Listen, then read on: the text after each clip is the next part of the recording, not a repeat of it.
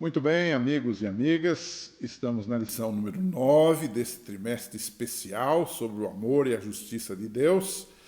E a lição 9 fala de um fator, de um componente nessa discussão toda que é preponderante, que é importante. Desconhecê-lo significa desconhecer o amor de Deus, a providência de Deus, a justiça de Deus, a própria existência do mal ao mesmo tempo, as providências de Deus para acabar com o mal.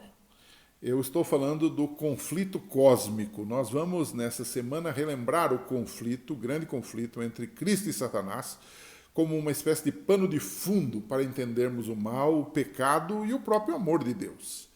E vamos responder a algumas perguntas básicas, né? Por exemplo, quais são as passagens bíblicas que afirmam a existência de um conflito entre o bem e o mal? Porque só entendendo esta briga entre Deus e o diabo, nós vamos entender o mal, o bem, o sofrimento e o fim de tudo isto, né? E nós vamos poder ter resiliência diante do sofrimento e vamos passar por isto sabendo que algo maior, melhor e perfeito nos aguarda aí no futuro, né? E, de acordo com a Bíblia, qual é a natureza desse conflito? Então, comecemos com o primeiro tópico, a Bíblia e o grande conflito. Alguns teimam em não aceitar a existência de um conflito entre Cristo e Satanás, mas ao negarmos isto, nós não conseguimos entender nem o bem, nem o mal, nem o sofrimento, nem o passado, o presente e muito menos o futuro. A Bíblia confirma essa guerra em diversos textos. Por exemplo, Jesus falou de que há o trigo e o joio. Mas quem semeou o joio, que é a parte ruim, que é o mal? Jesus disse assim, um inimigo fez isto, né?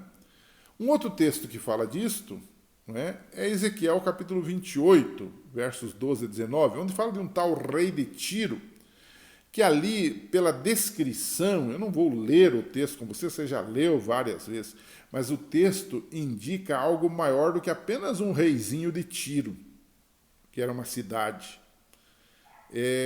Era um tipo maior, e nós entendemos que Ezequiel 28 está falando do próprio Satanás, que era perfeito nos seus caminhos até que se achou pecado nele. Então é uma descrição daquilo que o Apocalipse 12 vai dizer, que houve guerra no céu, Miguel e os seus anjos batalharam contra o dragão, né?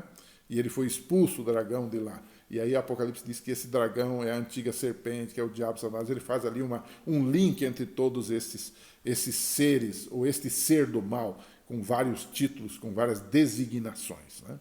Isaías 14 vai no mesmo caminho, fala do rei de Babilônia, que na verdade ele está falando aqui de um ser celestial, orgulhoso, que foi criado por Deus e que se rebelou contra Deus e quis ser maior do que Deus, eu subirei, eu serei. Nós conhecemos tudo isso, né? Depois você tem o próprio Mateus capítulo 4, as tentações de Jesus. Quem aparece lá? O inimigo, não é? O Marcos 1,13 fala que Jesus foi levado ao deserto para ser tentado pelo diabo. Então, esse personagem é real e esta guerra é real também ali, né? E o clássico texto de Apocalipse 12, de 7 a 9, que identifica Satanás como a antiga serpente, o diabo, que houve uma guerra no céu, que ele foi expulso, que ele veio para essa terra. Então são textos que nos levam a entender e crer que nós estamos no meio de uma guerra. E entender isto é primordial para entender o sofrimento, e não apenas entender o sofrimento, entender que o mal nos trouxe o sofrimento, que o pecado trouxe a morte, que veio toda essa desgraça que nós hoje passamos por ela. Através disso nós temos resiliência, porque nós sabemos que logo ali na frente isso tudo vai acabar. Esse enredo terá um fim, a cortina vai se fechar e a peça vai terminar, né? Um segundo ponto da lição dessa semana é qual a natureza deste conflito. Esse conflito, na verdade, gira em torno de uma disputa sobre o caráter de Deus. O Apocalipse 12:10 diz que o diabo é o acusador de Deus. O que ele estaria acusando Deus? Bom, pela lógica, né, de que ele é o acusador de Deus e acusador dos irmãos também, é que ele acusa Deus no seu caráter. Ele acusa dizendo que Deus não é o que ele é. Muito provavelmente ele diz que Deus não é amor, que Deus é um ser absoluto, que Deus é um ser absolutista, que Deus exige, né, a nossa adoração e o nosso serviço. Isso ficou claro em toda a Bíblia, que Deus não exige nada disso, tanto é que ele é limitado pelo nosso próprio livre-arbítrio, né? Então, esse conflito tem um sentido espiritual. E ele está baseado, da parte do diabo, numa ferramenta terrível, que é a mentira. A Bíblia diz que o diabo é mentiroso, que ele é o pai da mentira, João 8, 44, 45. Por isso é que o grande conflito prolonga-se. O caráter de Deus, na verdade, precisa ser vindicado. E, na verdade, esta guerra toda, e nós estamos no meio dela, é para mostrar quem é quem. Quem é o diabo e quem é Deus. A essa altura, nós já sabemos quem é o diabo. Por isso que a gente entende que estamos nos aproximando do fim desta guerra, no fim do pecado, no fim do próprio diabo. Porque a humanidade já está entendendo isso. E isso precisa ficar claro diante do universo. Nós somos feitos, diz o apóstolo Paulo, espetáculo aos mundos, espetáculo ao universo. Então, Deus foi questionado. Então, é o caráter de Deus que precisa ser vindicado, que precisa ser defendido. No fundo, a nossa salvação é a salvação de Deus.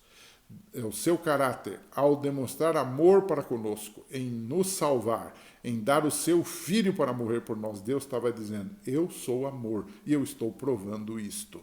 Por isso que todo joelho, no fim, vai se dobrar diante de Deus. Porque vão ser reconhecidos como justos e verdadeiros todos os seus caminhos. No fim, Deus é que está sendo julgado. E aí, o livro Grande Conflito tem um texto precioso que diz assim, Deus não é responsável de maneira nenhuma pela origem do pecado. É algo misterioso e inexplicável. A ação dele é que nós estamos sentindo hoje. Mas ele é algo misterioso e inexplicável. Mas no fim, o pecado e o diabo que questionaram a pessoa de Deus serão derrotados, serão extirpados para sempre e viveremos para sempre com o Senhor. Então, para a gente terminar a lição desta semana, eu deixaria uma pergunta para você discutir com seus alunos, para você pensar e discutir. Nós aprendemos alguma coisa da forma como Deus lidou com as acusações de Satanás em todos esses anos? Às vezes a gente tem uma sensação, né? Por que Deus aparentemente está demorando para acabar com o mal? Ele poderia ter pegado o diabo, Lúcifer, lá no céu, assim que ele pecou, e matá-lo, destruí-lo, extirpá-lo para sempre. Ele e os anjos maus.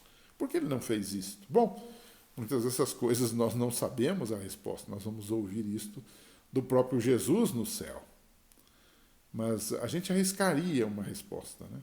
Em dizer que Deus está demorando, porque se ele tivesse matado o diabo lá, ia ficar uma dúvida, um ponto de interrogação na mente dos outros seres do universo, dos outros anjos, e o caráter de Deus que estava sendo questionado não seria vindicado. E por isso Deus deu tempo ao tempo. E com isso nós aprendemos, não é? Quando alguém nos acusa de alguma coisa, muitas vezes o tempo é o melhor fator, porque a gente às vezes quer se justificar, e ao se justificar as pessoas podem tomar as nossas palavras e distorcê-las e confundir ainda mais. Deus agiu, e ele agiu com amor. Ele deu o seu filho para vir e morrer por nós. E ele deu o seu filho que virá para nos buscar. Creia nisso, pense nisso, fale sobre isto, ore sobre isto. Semana que vem nos encontraremos aqui para a lição de número 10. Um abraço e até lá.